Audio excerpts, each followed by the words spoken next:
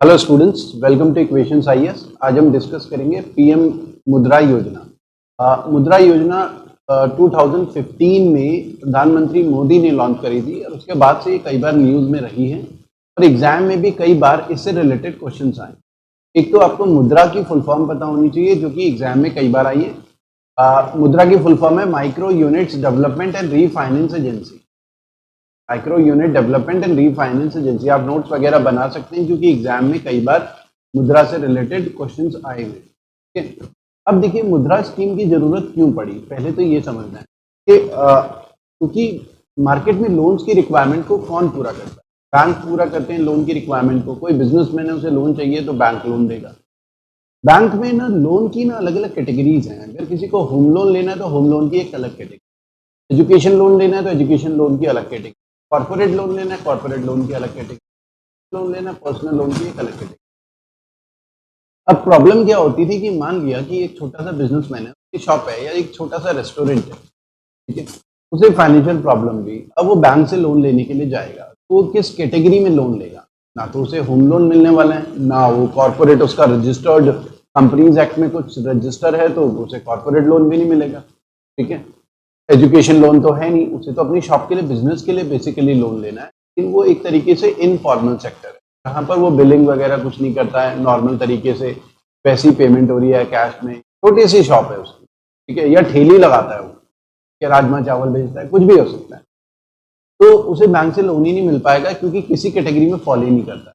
या मान लो कोई टेलरिंग का काम करता है, कपड़े सिलने का काम करता है, आइसक्रीम बनाता है, पापड़ बनाता है, माइक, जो मैन्युफैक्चरिंग में स्मॉल स्केल इंडस्ट्रीज टाइप होती है। ठीक है, बहुत सारे काम हो सकते हैं। ऑटो रिक्शा चलाता है, पान का खोखा है उसकी, टैक्सी चलाता है, बहुत सारे। इन लोगों को लोन नहीं मिल पाएगा। मोची का काम करता है, कोई कैटेगरी ही नहीं थी बैंक में। तो ऐसे सेक्टर्स में लोन प्रोवाइड करने के मोदी जी ने मुद्रा स्कीम स्टार्ट करी। ठीक है, ये बेसिकली कौन सा सेक्टर है? नॉन कॉर्पोरेट सेक्टर, मतलब बड़ी बड़ी जो कंपनीज हैं उनके अलावा नॉन कॉर्पोरेट सेक्टर। दूसरा नॉन फार्म सेक्टर। आपको ये समझना है कि नॉन कॉर्पोरेट सेक्टर के लिए है ये। कॉर्पोरेट्स कौन हो गए? जो कंपनीज एक्ट में रजिस्टर्ड बड़ी बड़ी कंपनी, नॉन कॉर्पोरेट सेक्टर। और नॉन फार्म सेक्टर, ये आपको एक क्लैरिटी होनी चाहिए, ये किसानों के लिए नहीं है ये वाली स्कीम, किसानों के लिए अलग स्कीम। ठीक है, तो ये non corporate sector, non farm sector के लिए ये स्कीम लॉन्च करी गई 2015 में।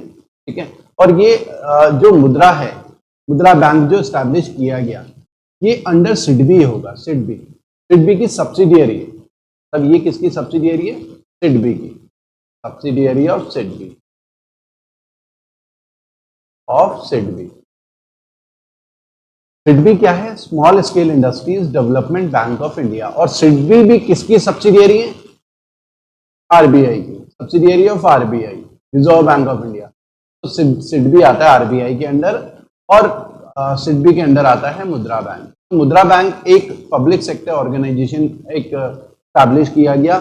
इनिशियली ये सिडबी के अंडर है, लेकिन फ्यूचर में इसे ना सेपरेट कर दिया जाएगा। मतलब एक सिडबी के अलावा एक अलग ऑर्गेनाइजेशन बनेगी, फिर ये आरबीआई के अंडर ही आएगा डायरेक्ट। अभी फिलहाल के लिए सिडबी के अंडर काम कर रहा है मुद्रा बैंक जो है। अब ये जो मुद्रा बैंक है, लोन क्या मुद्रा बैंक अलग से ऑर्गेनाइजेशन खोली जाएगी, वो लोन प्रोवाइड करेंगे? तो आपको ये समझना है कि ये जो मुद्रा बैंक है, ये जो लोन्स वगैरह हैं, ये प्रोवाइड कौन करेंगे? Commercial bank. कमर्शियल बैंक कौन से होते हैं?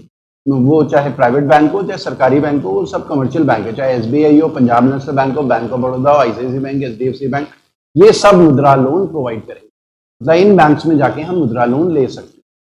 ठीक है, तो ये सब कमर्शियल बैंक की कैटेगरी में आते हैं। या रीजनल रूरल बैंक्स होते हैं, जैसे उत्तराखंड में एक है उत्तराखंड ग्रामीण बैंक, यूपी में बहुत सारे हैं। तो अलग अलग एरियाज में ना रीजनल रूरल बैंक्स हैं, तो वो भी ये वाला लोन मुद्रा स्कीम के अंडर लोन प्रोवाइड कर सकते हैं। स्मॉल फाइनेंस बैंक है, 2015 के बाद से स्मॉल फाइनेंस बैंक को लाइसेंसेस दिए गए 10। तो जैसे उज्जीवन स्मॉल फाइनेंस बैंक है, जना स्मॉल फाइनेंस बैंक है, उत्कर्ष स्मॉल फाइनेंस बैंक है, बहुत सारे स्मॉल फाइनेंस बैंक, अराउंड 10। ठीक है, कोऑपरेटिव बैंक है जो स्टेट लॉ से बने हुए रहते हैं। ठीक है, माइक्रो फाइनेंस इंस्टीट्यूशंस हैं, नॉन बैंकिंग फाइनेंशियल कंपनीज हैं। जैसे हम बोले नॉन बैंकिंग फाइनेंशियल कंपनीज में Manappuram gold loan, Bajaj finance, तो ये नॉन बैंकिंग फाइनेंशियल कंपनीज होती है। ठीक है, जहां पर मतलब हम सेविंग अकाउंट नहीं खोल सकते ना, बजाज फाइनेंस में सेविंग लोन वगैरह प्रोवाइड कर रहे हैं बजाज फाइनेंस, लेकिन वहां पर सेविंग अकाउंट नहीं खोल सकते, तो ये एनबीएफसीज होते हैं। तो ये लोग सब मुद्रा लोन प्रोवाइड करेंगे और ये सब रिपोर्ट करेंगे किसको, मुद्रा बैंक को, मतलब सिडबी को रिपोर्ट करेंगे एक तरीके से। तो ये सारी रिपोर्ट जाएगी मुद्रा बैंक के पास कि कितना कितना इन्होंने लोन प्रोवाइड करा, ठीक है, और सिडबी के पास रिपोर्ट जाएगी, फाइनली आरबीआई और गवर्नमेंट ऑफ इंडिया को ये रिपोर्ट मिलेगी। तो मुद्रा bank basically non corporate sector के लिए है और नॉन फार्म सेक्टर के लिए है। तो ये एक क्लैरिटी आपकी होनी चाहिए।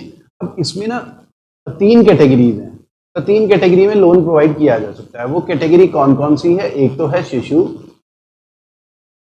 एक कैटेगरी है किशोर और एक कैटेगरी है तरुण।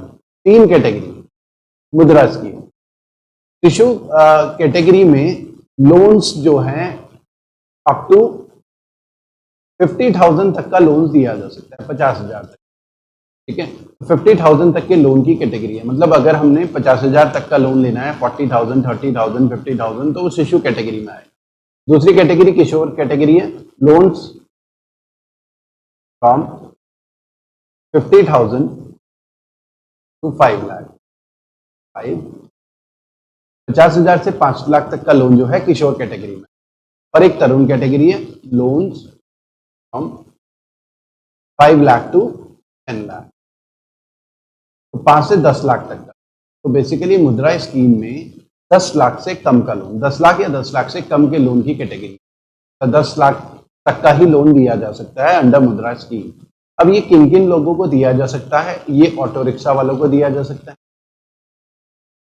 ऑटो रिक्शा, सलून को दिया जा सकता है, किसी को भी दिया जा सकता है, कोई टेलरिंग का काम करता है उसको दिया जा सकता है, ठीक है, कोई टेलरिंग का काम करता है, शॉप्स हैं, दुकानदार हैं, चाहे स्वीट शॉप है या छोटी छोटी शॉप्स हैं, रेस्टोरेंट हैं, ठीक है, रेस्टोरेंट को भी दिया जा सकता है। हैंडलूम सेक्टर है, कपड़े बेचता है कोई या बनाता है, प्रिंटिंग है, जिम है, तो छोटी छोटी स्मॉल शॉप्स, स्मॉल बिजनेसेस, उनके लिए है बेसिकली ये लोन, ठीक है। तो इन लोगों को लोन दिया जा सकता है। पहले क्या था, इन्हें लोन नहीं मिल पाता था क्योंकि ऐसी कोई कैटेगरी जो है बैंक में नहीं थी जिस कैटेगरी के अंडर इनको लोन दिया जा सके, ठीक है। जो अखबार फेंकने वाला है, घर में अखबार फेंकने आता है ना, उसे भी लोन मिल सकता है, ठीक है, इस कैटेगरी में। शिशु, किशोर, तरुण, तो 3 कैटेगरी है। एक तो एग्जाम में कई बार आया कि शिशु, किशोर, तरुण क्या है। शिशु, किशोर, तरुण मुद्रा लोन की कैटेगरीज है। कितने कितने तक का लोन की अवेलेबिलिटी इन कैटेगरीज में रहती है, ये भी आपको पता होना चाहिए। मुद्रा स्कीम किसके अंडर आता है, सिडबी के अंडर आता है, और सिडबी भी आरबीआई की सब्सिडियरी है। एक तो ये क्लैरिटी होनी चाहिए। अभी प्रेजेंट में मुद्रा बैंक एक अलग एंटाइटी हो गया अंडर सिडबी, बाद में मुद्रा बैंक को सिडबी से अलग कर दिया जाएगा, सेपरेट कर दिया जाएगा बाद में, ठीक है। तो ये एक क्लैरिटी होनी चाहिए। और ये 2015 की स्कीम है, 2015 में लॉन्च किया गया, ठीक है, 2015, ठीक है, एक ये पता होना चाहिए आपको, ठीक है। अब देखिए इसके जो ऑब्जेक्टिव्स हैं वो थोड़ा सा डिस्कस कर लेते हैं। ऑब्जेक्टिव क्या है, ठीक है। ऑब्जेक्टिव जो है मुद्रा स्कीम के, एक तो फंडिंग द अनफंडेड, जो अभी हमने डिस्कस करा ना कि इन सेक्टर्स में बहुत सारे लोगों को लोन नहीं मिलता था, छोटे स्मॉल बिजनेसेस, शॉप्स वगैरह, टेलरिंग का काम, इनको बिजनेस नहीं मिलता, इनको लोन नहीं मिलता था, तो फंडिंग द अनफंडेड, ठीक है। तो एक तो ऑब्जेक्टिव ये है, इस पर्पज से ये मुद्रा स्कीम लॉन्च की। जॉबलेस इकोनॉमिक ग्रोथ को रिड्यूस करना, क्योंकि हो क्या रहा था, जीडीपी ग्रोथ तो हो रही थी लेकिन जॉब्स क्रिएट नहीं हो पा रही। तो अब बहुत सारे लोग सरकारी नौकरी की तैयारी कर रहे होते हैं कि गवर्नमेंट जॉब मिले, लेकिन गवर्नमेंट जॉब्स इतनी ज़्यादा निकल नहीं रही हैं। तो सरकार का प्लान ये है, जॉब सीकर नहीं बनना, जॉब क्रिएटर बनना है, ठीक है। लोगों के अंदर ऑब्जेक्टिव होना चाहिए, केवल ऐसा नहीं कि नौकरी ढूंढें, नौकरी क्रिएट करें, मतलब अपना बिजनेस स्टार्ट करें, मुद्रा लोन आपको मिल जाएगा। जब कोई भी इंडिविजुअल अपना बिजनेस स्टार्ट कर रहा है तो सरकार उसे इंकरेज करे, बैंक में वो फैसिलिटी होनी चाहिए लोन की, वो अपना बिजनेस स्टार्ट करेगा तो वो अपने साथ 4, 5, 10, 15, 20 लोगों को भी नौकरी दे सकता है, तो उससे अनएम्प्लॉयमेंट की प्रॉब्लम सॉल्व होगी इंडिया में, ठीक है। तो जॉबलेस इकोनॉमिक ग्रोथ की जो प्रॉब्लम है उसमें रिडक्शन होगा मुद्रा स्कीम से। और बहुत सारे लोगों ने अपने स्मॉल बिजनेसेस, टोकरी बनाने का काम, खिलौने बनाने का काम, पापड़ बनाने की फैक्ट्री, धूपबत्ती बनाना, माचिस की तीली, माचिस बनाना, मतलब बहुत सारे बिजनेसेस स्टार्ट किए हैं। शॉपकीपर्स हैं जो प्रॉब्लम में चल रहे हैं, तो मुद्रा स्कीम के थ्रू उन्हें लोन मिल सकता है, बिजनेस स्टार्ट कर सकते हैं। तो जॉब क्रिएटर का नंबर जो है इंक्रीज होता चला गया और काफी हेल्पफुल है। जॉब्स काफी क्रिएट हो रही है प्राइवेट सेक्टर में, जो लोग अपना बिजनेस कर रहे हैं और कुछ लोगों को तो नौकरी में रखते ही। उसके अलावा माइक्रो फाइनेंस इंस्टीट्यूशन है, छोटे छोटे इंस्टीट्यूशन है जो रूरल एरिया में या अलग अलग एरिया में छोटे छोटे लोन वगैरह प्रोवाइड करते हैं स्मॉल बिजनेसेस को। तो इस स्कीम में उनको रेगुलेट करने का भी प्रोसीजर है, क्योंकि ये भी अंडर मुद्रा स्कीम लोन दे सकते हैं और ये अंडर आ जाएंगे फिर मुद्रा बैंक सिडबी के अंडर। ठीक है, उनको मॉनिटर करना, उनको रेगुलेट करना, ये भी ऑब्जेक्टिव है मुद्रा स्कीम। इनफॉर्मल इकोनॉमी को फॉर्मल सेक्टर में कन्वर्ट करना। इनफॉर्मल इकोनॉमी का मतलब सरकार को पता ही नहीं कि छोटे मोटे क्या क्या बिजनेसेस चल रहे हैं, क्योंकि ना कोई बिलिंग होती है, ना सरकार को पता है, ना सरकार के पास डेटा जाता है। इनकम टैक्स रिटर्न्स वगैरह लोग बहुत सारे नहीं फॉलो करते हैं। तो इसमें इनफॉर्मल इकोनॉमी का मतलब है कि गवर्नमेंट के पास डेटा ही नहीं पहुंचता कि लोग क्या बिजनेसेस कर रहे हैं। तो इससे क्या होगा, गवर्नमेंट के पास एटलीस्ट डेटा भी पहुंचेगा। इनफॉर्मल को फॉर्मल सेक्टर में कन्वर्ट कर रहे हैं। बैंक के थ्रू लोन मिल रहा है तो एटलीस्ट सरकार के पास डेटा होगा, अच्छा लोग ये बिजनेस कर रहे हैं, इसके लिए लोन ले। ठीक है, वो एक तरीके से फॉर्मलाइज हो जाएगा वो सेक्टर। तो इनफॉर्मल इकोनॉमी को फॉर्मल में कन्वर्ट करना है और फाइनेंशियल इंक्लूजन को प्रमोट करना है, क्योंकि इसमें बहुत सारे लोग ऐसे हैं जिनका बैंक में अकाउंट भी नहीं होगा रूरल एरिया में। ठीक है, मुद्रा स्कीम में लोन लेंगे तो बैंक में अकाउंट वगैरह खुलेगा उनका, बैंक में ट्रांजेक्शन भी बढ़ेंगे फिर उनके। तो फाइनेंशियल इंक्लूजन को भी प्रमोट करता है। तो फाइनेंशियल इंक्लूजन का मतलब है connecting each and every Indian to banking industry. हर एक इंडियन को बैंकिंग इंडस्ट्री के साथ जोड़ना, ये फाइनेंशियल इंक्लूजन का ऑब्जेक्टिव है। तो स्टूडेंट्स, अगर आपको ये वीडियो पसंद आता है तो वीडियो को लाइक जरूर करें, और जो भी स्टूडेंट्स हमारे चैनल में न्यू हैं तो हमारे चैनल को सब्सक्राइब जरूर करें।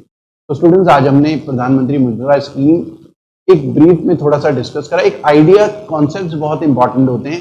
ठीक है, जब तक हमें कॉन्सेप्ट्स क्लियर नहीं होंगे कि क्या ऑब्जेक्टिव है स्कीम का, एक फीलिंग नहीं आएगी, तब तक जीके ना इंप्रूव नहीं हो पाती। तो एक फीलिंग, एक अटैचमेंट होना चाहिए हर एक स्कीम के साथ। ठीक है, रटना कुछ नहीं है, एक अंडरस्टैंडिंग वाली बात है। ठीक है, तो स्टूडेंट्स, आज का सेशन यहीं पर खत्म करते हैं। Thank you.